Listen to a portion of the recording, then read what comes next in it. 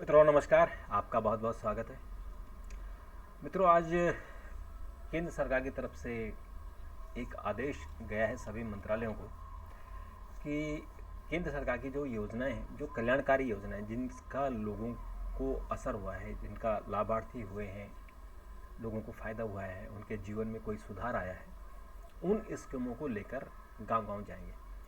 तो पहले तो ये काम पॉलिटिकल पार्टी करती थी, और फिर सरकार का जो सूचना प्रसारण मंत्रालय है, उसका डीएबीपी है, उसका अब एक नई डिवीज़न बनी थी, इसको बोलते हैं सीओबी, यानी जो इनका कम्युनिकेशन ब्यूरो है वो।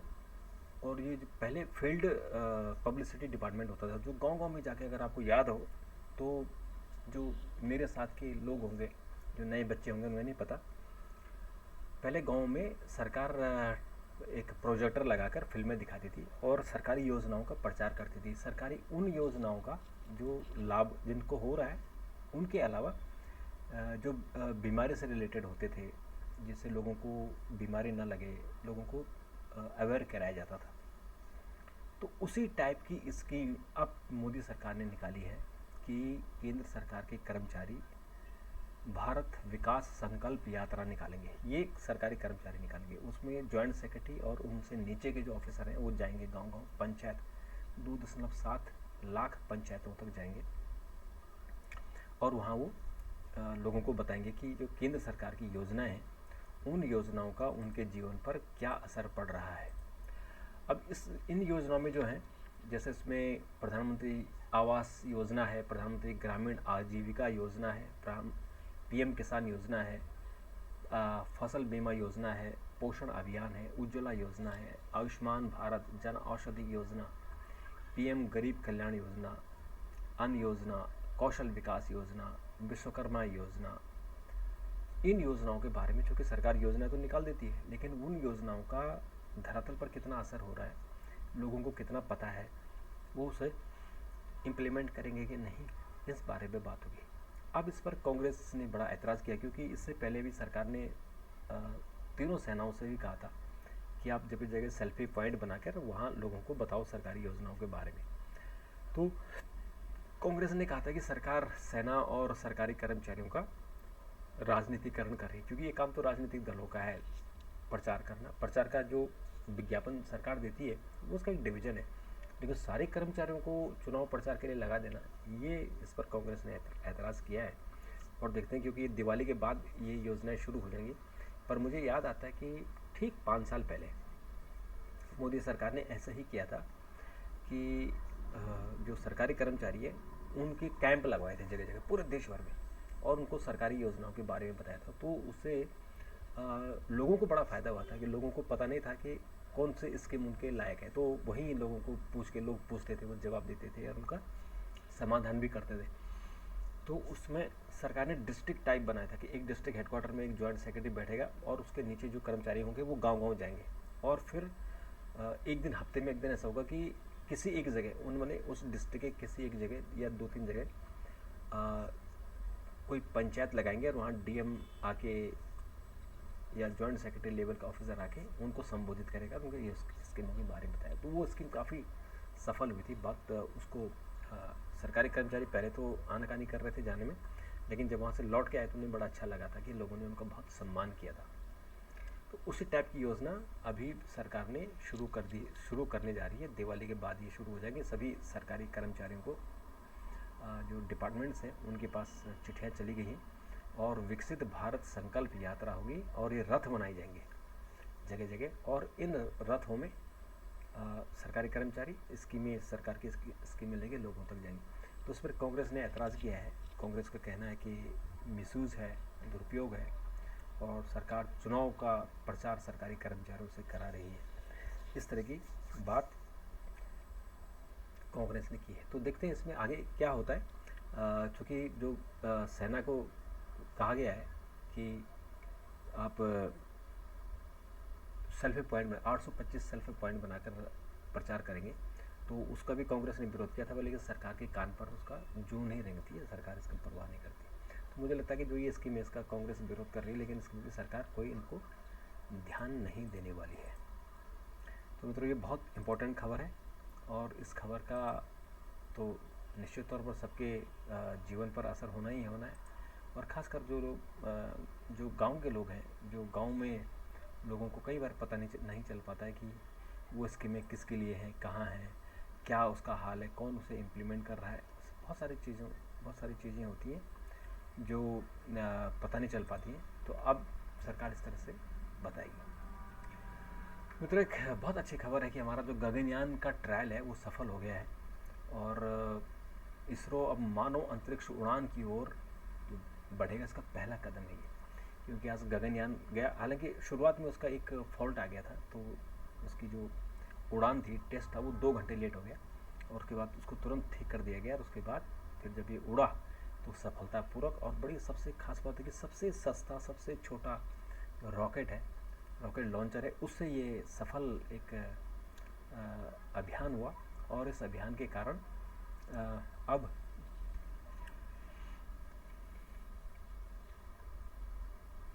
2025 में इंसान को अंतरिक्ष में भेजा जाएगा। तो अब ये जो आज जो परीक्षण किया गया, ये 10 बजे शुरू हुआ और उसके बाद इसको जो इसका जो पोलार थे, उनको बाद में समुद्र में फेंका गया, क्योंकि ये तो एक एक्सपेरिमेंट था कि इसको आसमान तक लेके जाना है और कैसे इसका एक्सपेरिमेंट, क्योंकि ये टेस्ट एक्सपेरिमेंट था। और उसके बाद से जब ये वापस जो उसके पोलर थे उनको समुद्र में गिरा दिया गया, तो सफलतापूर्वक ये आज काम हुआ है। उस पर सभी लोगों ने खुशी जाहिर की है, प्रधानमंत्री से लेके लीडर ऑफ अपोजिशन से लेके सभी लोग। तो एक अच्छा जो अभी चंद्रयान 3 और हमारा आदित्य 1 सफल हुआ और अब गगनयान सफल हो रहा है। और मित्रों, इसके अलावा आज एक पॉलिटिकल खबर भी है कि भाजपा और कांग्रेस ने राजस्थान के लिए अपने उम्मीदवारों की सूची जारी कर दी है और उसमें वसुंधरा राजे को झालरापाटन से चुनाव लड़ाया जाएगा। झालरापाटन। अशोक गहलोत अपनी पुरानी सीट सरदारपुरा से ही लड़ेंगे। सचिन पायलट भी टोंक से लड़ेंगे। और इसके अलावा राजस्थान में बीजेपी ने 9 विधायकों के टिकट काटे हैं। एक उसमें चित्तौड़गढ़ है जहाँ चंद्रभान का टिकट काटा गया है और उनकी जगह नरपत राजवी को चुनाव लड़ाया गया है। नरपत ये भैरव सिंह शेखावत जी के दामाद हैं और इनका टिकट काटा गया था। ये विद्याधर नगर से चुनाव लड़ते थे, लेकिन वहाँ एक और महारानी दिया कुमारी को टिकट दिया गया, वो सांसद हैं और इसलिए इनका टिकट काट के इनको अब चित्तौड़गढ़ भेजा गया है। इसके अलावा जो लीडर ऑफ अपोजिशन है राजेंद्र राठौर, वो भी अपनी सीट, यानी जो उनकी चूरू सीट थी वहाँ के जगह वो अब तारापुर आ गए हैं। और इसके अलावा सतीश पूनिया है, वो भी चुनाव लड़ेंगे। और कांग्रेस के जो बड़े नेता हैं उसमें खासकर 2 ही नेता हैं, एक तो अशोक गहलोत हैं और एक सचिन पायलट है। तो अब ये तय हो गया कि वसुंधरा और सचिन, ये जो अशोक गहलोत हैं, इनके बीच में मुकाबला होगा। क्योंकि हालांकि बीजेपी ने वसुंधरा को सीएम कैंडिडेट घोषित नहीं किया है, लेकिन फिर भी, क्योंकि पहले तो ये था कि इनको टिकट ही नहीं मिलेगा, लेकिन अब टिकट इनको दे दिया गया है। तो अब ये चुनाव लड़ेंगे और निश्चित तौर पर मुख्यमंत्री पद की दावेदार होंगे। मित्रों, एक और बड़ी खबर है कि दिल्ली में खराब हवा को देखकर कुछ पाबंदियां लगा दी गई हैं और वायु प्रदूषण जो गुणवत्ता है वो 23 से 24 को बेहद खराब रहने की आशंका है। तो इसलिए वायु गुणवत्ता आयोग ने निजी परिवहनों को हतोत्साहित करने की सिफारिश की और कहा है कि पार्किंग का रेट बढ़ा दो, तो लोग गाड़ी नहीं ले जाएंगे। अब बताइए, किसी को आप बोलो भूख लगी है, बोलो उसको खाना मत दो तो अन्न बच जाएगा, तो ये तो कोई मतलब नहीं हुआ। और दूसरी बात है कि पोल्यूशन का दिल्ली में ही क्या, दिल्ली में कोई भगवान रहते हैं क्या? ये जो इंसान है दिल्ली के, वो भगवान है क्या? और जगह दिल्ली की बाहर या जो प्रॉब्लम है, जो दिल्ली के बाहर के लोगों को पोल्यूशन नहीं है क्या? जो सिर्फ दिल्ली में ही सारा लोग फोकस, यहाँ पटाखे नहीं जलाने, यहाँ कुछ नहीं कर रहा है, तो इन लोगों को, दिल्ली के लोगों को कहीं बाहर बैठा देना चाहिए इनको। हमारे त्योहारों को इन पोल्यूशन के कारण बंद किया जा रहा है। पोल्यूशन होगा, पोल्यूशन इसलिए नहीं हो रहा है कि कुछ गाड़ियाँ चल रही हैं या कुछ पटाखे फूट रहे हैं। पोल्यूशन ओवरऑल डेंसिटी यहाँ ज़्यादा है। यहाँ जोग्राफिकल जो जोग्राफी है दिल्ली की, वो एक कटोरा टाइप है कि जो और वो रेगिस्तान से यानी राजस्थान से उतनी दूर है जितना पहाड़ों से दूर है।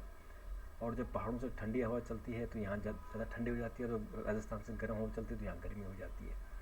और जब ठंडियाँ होती हैं और हवा भारी हो जाती है तो जो पोल्यूशन के पार्टिकल्स होते हैं वो उड़ नहीं पाते, तो इसलिए यहाँ वो जमा रहते हैं। वो भी तो कब जमा होते हैं, जब हवा नहीं चलती।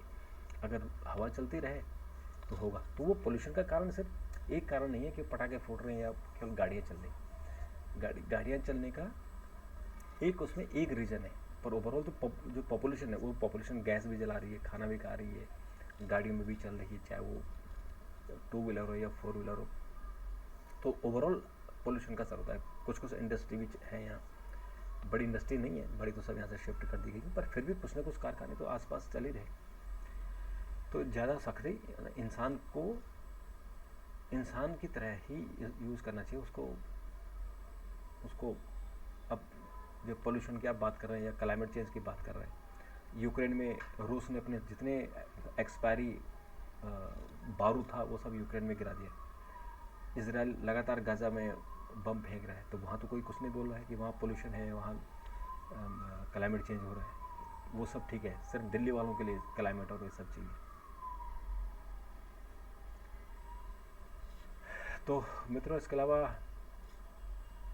आज क्रिकेट का बड़ा इंटरेस्टिंग मैच था। आज दक्षिण अफ्रीका और इंग्लैंड के बीच मैच हुआ और आज सबसे बड़ी हार हुई है इंग्लैंड की। 262 रनों से 170 रन केवल इंग्लैंड ने बनाए, जबकि साउथ अफ्रीका ने 399 रन बनाए थे। बड़ा एक उनको लक्ष्य दिया था और वो बाहर हो गई। और आज नीदरलैंड को हराकर श्रीलंका ने भी खाता खोला है।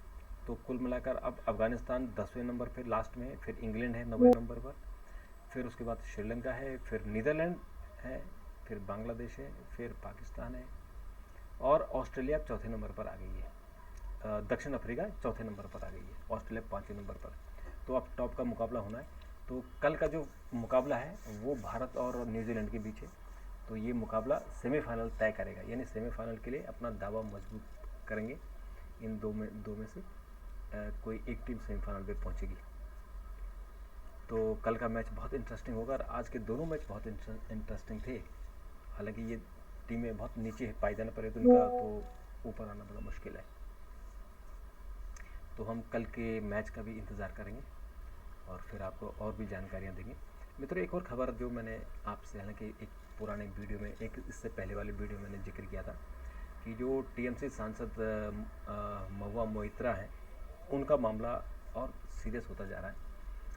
निशिकांत दुबे ने आरोप लगाया कि उनका जो सरकारी आईडी है एनआईसी का लोकसभा मेंबर के नाते, उसको दुबई में खोला गया और वो दर्शन जो नंदानी हैं उन्होंने खोला और वहाँ से उन्होंने सवाल पूछा और इनका आरोप है कि महुआ मोइत्रा ने उनसे पैसे लिए, गिफ्ट लिए। हालांकि इस बारे में जो दर्शन महानंदानी हैं वो इसका खंडन कर रहे हैं। वो कह रहे हैं कि हमने ऐसा नहीं किया है। और हीरा नंदानी, तो दर्शन हीरा नंदानी का जो ये मामला, जो कि आरोपी है कि उनको प्रधानमंत्री कार्यालय से डंडा हुआ है, ऐसा महुआ मोइत्रा ने कहा है। और जो निशिकांत दुबे है उसने बहुत सारे प्रूफ दिए हैं और उसने कहा कि इनकी सदस्यता जानी चाहिए। तो अब एथिक्स कमेटी में मामला चला गया है। 26 तारीख को एथिक्स कमेटी ने, जिस वकील ने पहला केस दर्ज किया था, जय अनंत देहाद्रई ने, उनको 26 तारीख को बुलाया है और उसके बाद महुआ मोइत्रा को बुलाया जाएगा। अगर वो प्रूफ मिल जाते हैं तो उनकी सदस्यता चली जाएगी। पुलिस में केस भी दर्ज हो सकता है क्योंकि बहुत सीरियस ये मैटर है। तो मित्रों, अभी के लिए इतना। कल फिर आपसे मुलाकात करेंगे। चैनल सब्सक्राइबर कीजिए, चैनल को सब्सक्राइब जरूर कीजिए, शेयर कीजिए, मित्रों को भी बताइए और इसी तरह से वीडियो को अपना प्यार देते रहिए। तब तक के लिए नमस्कार, थैंक यू, धन्यवाद।